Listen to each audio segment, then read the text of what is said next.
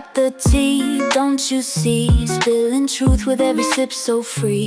Got the documents, got the receipts. Every story she completes. Grab your tea, it's a hot topic spree. Sipping truth with a side of glee.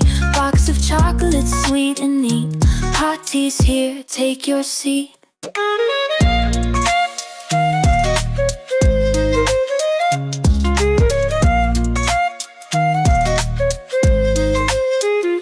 Every headline's caught in her gaze. Sipping slowly, sharing in a maze. No detail slips past her sight. Casting light in the middle of the night. Grab your tea, it's a hot topic. Warning, the following video is extremely disturbing. You've been warned. Hey guys, welcome back to my channel. It's your girl, Hot Tea Hot Chocolate. So we are now covering the Naziah Harris case, and I have been digging and looking and searching and finding and clicking and listening and crying and fussing and mad, and baby, the emotions are all over the place. But this clipping here literally took the cake for me, because this is a video of Naziah Harris's twin aunt speaking to 7 Mile Radio, a guy who's local in Detroit, covering the case, has been covering it since the beginning. And she talked to him back in February of 2024, where she basically was trying to defend Jarvis as if she didn't know what he was capable of. She even mentioned that she knew his history, but the history was the history and nobody should be bringing it up. I don't know. I want everybody to hear this. I don't know if you heard it or not. I haven't, and I don't think everyone else has. So I am going to go ahead and drop this clip. And once you hear it, let me know what you think now, after knowing what we know that she knows, her and the aunt, Shannon, knows now. These are the twin sisters, and this is one of the twins speaking. This is Marquetta. Yeah, so just listen to the clipping and let me know what you guys think below. She doing what she can do. She spoke to the police. She spoke to the detectives. She told them what and how and when. And just to give a little context as to who she's referring to, she's talking about her mom, which is the grandmother of Naziah. She's basically lying and saying that she, alerted the police at the school on the 9th, but we know now that they waited a whole day. So why would she lie? And this was back a month after Naziah was missing. Naziah didn't bring her ass home. She got up like any other grandparent would do, or any mother or any father, any brother or sister. She got the fuck up. She got dressed. She went to the school. She reported it. The school called the police. They met her at the school. My mom didn't wait no 24 hours to report Naziah missing. So we do know now, due to the paper trail of the detectives, that this is a bald-faced lie, because there's no way that you even went to the school the same day, because you said that when she didn't come home, Shannon said at least, that she was there and the grandmother left and ran some errands. And then when she came home, they decided that they were going to wait till in the morning. This is what we know now, but this is what they were saying then. So their stories have changed dramatically, like dramatically. She reported Naziah missing on the fucking 9th. The detectives and stuff followed up on the 10th. They came to the house. And you say the grandmother, that's your mother, right? So you wanted. Yes, that's my mother. Yes, that is exactly my mother.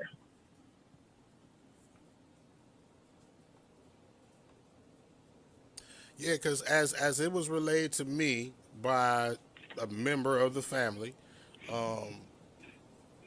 as that when she was younger, right, she had CPS investigations of her own. And that's there was never no CPS. None of us ever been in the system, bruh. This is what I'm telling you. No, none of us, out of 7 of us, we never been removed.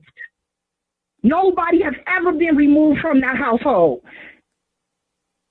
So why do you think the narrative is what it is, as far as the immediate family, the extended family, and even the neighbors who, all share pieces of the same puzzle as far as the story, painting the picture of the narrative that we share, that we all see with this story. Like, what how could how is the whole world wrong? I guess is what I want to say about this situation. If you fending for your mother, and I'm not gonna even say that the whole world is wrong because everybody is entitled to their fucking opinion at the end of the day.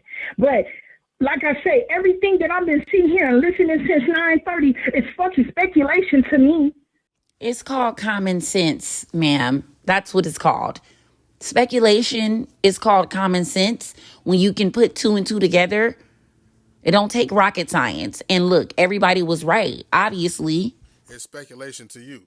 Now, and the thing about it is, like, when It's speculation to me, far yeah. as because Because who says that Jarvis touched her? to say speculation, Nobody knows if Jarvis actually touched right, Naziah. right. I'm about to say you don't know for sure or not, right? And Nobody knows for sure. But since I've been listening to this live since 9:30, it seems like everybody know they fucking facts. And then nobody has got no proof about if this girl been touched or if Jarvis is the cause and the reason of why this girl is missing. Now, if you think that part is bad, you're about to hear even worse. Like, this was before all the proof came out, but like, come on now. You guys knew his history. Nobody should have to even tell you to think of him first, period. Whatever he did back in the day, or how he catch this rape case, or however the scenario plays out about his personal life, I'm sure he did time. I'm sure the girl, the young lady who came forward, her daughter came forward a year ago and said that, yes, my mother lied about her age. My dad did his time. My mother was 15 when her and Jarvis met. He did his time. I don't feel like why motherfuckers should have to go and dig up old ass shit on motherfuckers. What do you mean? What exactly does she mean? You don't know why people was pulling up. Ma'am, first of all, you're victim blaming. That's number one. So we already know how y'all feeling about Naziah at this time, because look at your tone. You more worried about defending him than defending your own niece. F him, period, at the end of the day, whether you knew he did or didn't at that point. It would have been anybody could get it at this point. So that right there speaks volumes. Now, knowing everything we know, they are definitely aware, involved, something. They got a lot to do with this, definitely. Is he out here raping and molesting children now? I can't answer that. That's what's in question. Shit. I mean, and if he got That's the question. The question is what I feel like this is. At this point in time, Naziah is missing. That's all we really should be focusing on, is trying to find my niece so we can bring her ass back home. Right. But I guess within trying and then everything else we can deal with after that. Yeah, I guess it's almost like a reverse search, right? Within trying to find her, we're trying to figure out what happened to her and in whose hands she was, right? So I guess that's what leads us into all of these questions that we have about this Jarvis individual. So he comes up in the conversation of where she could be and why. So that's why he's relevant to the conversation. It's not like we are diverting away from looking for her by inserting him into the conversation. I mean, he's part of the conversation in regards to, I mean, as far as the court of public opinion is concerned. So that's what that is. I don't believe that people are diverting away from anything in the search, right?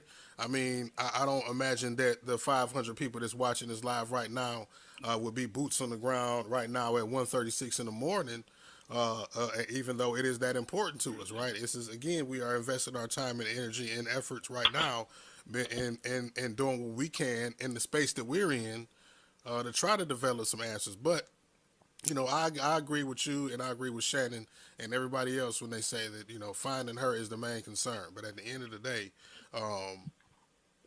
these components that we are resourcing right now will help us to be proactive in the future, whether it be within this family, with this girl, when we find her, or in other people's family. So that's I guess what the conversation I know what the conversation is about. But Shout out to 7 Mile Radio. This is a part of a podcast or interview that he did with one of the aunts back on February 19th of 2024. Naziah has been missing since January 9th of 2024. And there's so much to get caught up on. And as we're scouring over all of this information, old and new, we're all finding, context clues and different things. So I'm happy to say that I'm now a part of everyone that's doing their investigative journalism and just trying to, help get the justice that she deserves.